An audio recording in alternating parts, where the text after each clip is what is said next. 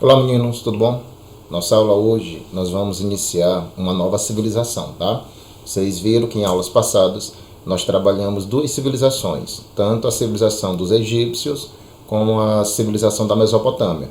E vocês perceberam que é importante estudarmos estas civilizações por um simples fato, né? O que elas foram no passado, o que elas criaram, de alguma maneira ajudou a formar o que nós somos hoje no nosso atual presente, ok? Então não vai ser diferente com os fenícios. Só que vocês vão ver aqui comigo que eles vão desenvolver algumas características bem diferentes, tanto da Mesopotâmia como do Egito, tá certo? Então vamos começar a nossa aula.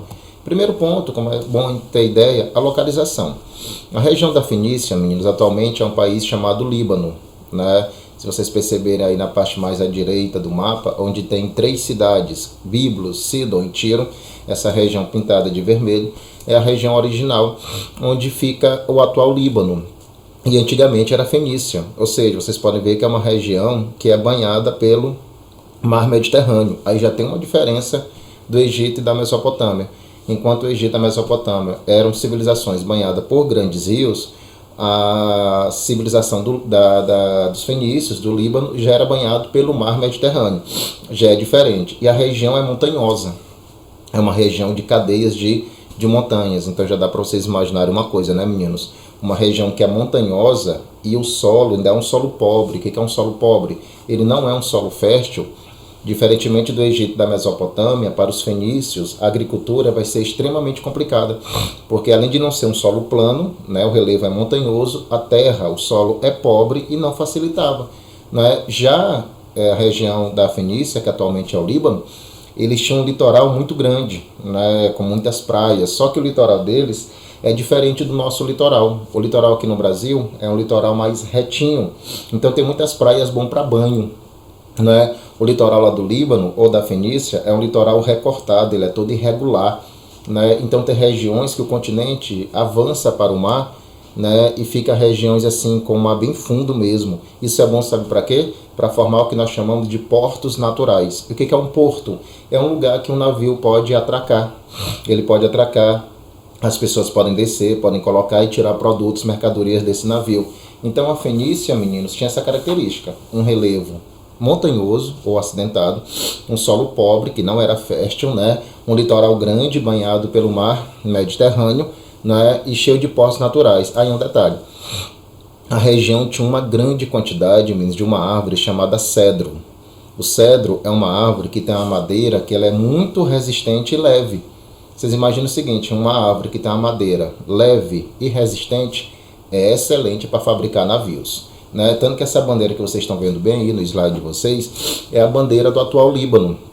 Observem que essa árvore que está bem no centro da bandeira do Líbano é justamente o cedro, para vocês verem o quanto essa árvore foi importante para o passado deles, para a história dos fenícios, já que justamente a partir dessa árvore, que tem a madeira leve e resistente, eles vão fabricar navios. Então já deu para vocês perceberem uma coisa. Diferentemente do Egito e da Mesopotâmia, os fenícios eles não vão se adaptar à agricultura, eles não vão desenvolver a agricultura, porque a região não ajudava. Eles vão ser, na verdade, grandes navegadores e grandes comerciantes, né? Porque além da região, como eu falei para vocês, ter um litoral recortado formando portos naturais, né? A região era banhada pelo Mediterrâneo, tinha lá na região uma grande quantidade dessa árvore chamada cedro, cuja madeira é leve e resistente e boa para fabricar navios. Então a principal atividade econômica desta civilização vai ser justamente o comércio marítimo. Então eles vão ficar navegando pelo mar Mediterrâneo, tendo contato com vários povos, ok? Então vocês podem perceber que eles são bem diferentes em relação ao Egito e à Mesopotâmia. E na política também, que lá na Fenícia eles não vão ter um rei, como lá no Egito tinha um faraó, na Mesopotâmia tinha aquele rei que mandava em tudo. Não vai ter isso. Né? Na verdade, os fenícios, cada cidade fenícia vai ter sua própria lei, suas próprias regras, seu próprio governo, sua própria moeda. Esse tipo de cidades, menino, nós chamamos de cidades-estados. Toda vez que vocês verem essa expressão, cidades-estados, significa o quê? Que a política na civilização ela não é centralizada, ela é descentralizada. Por quê? Porque não vai ter a figura de um rei que vai mandar em tudo.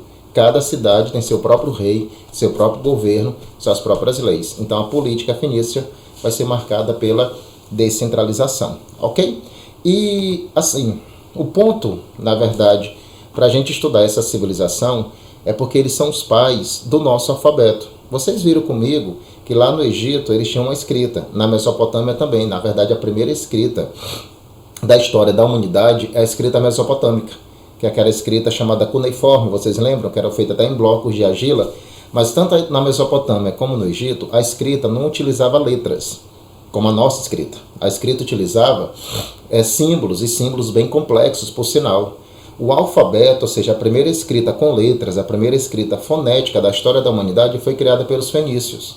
Na verdade, o nosso alfabeto atual, que você usa hoje para você aprender a ler e escrever, na verdade, a origem dele é um alfabeto fenício. Onde esse alfabeto, meninos, quando foi criado, ele não tinha vogais. Era formado só por 22 consoantes. As vogais foram criadas depois pelos gregos, que é uma outra civilização que nós vamos estudar. E esses fenícios, eles criaram esse alfabeto, essa escrita com letras, porque ela é mais fácil das pessoas aprenderem, das pessoas se comunicarem. E o que vocês têm que lembrar?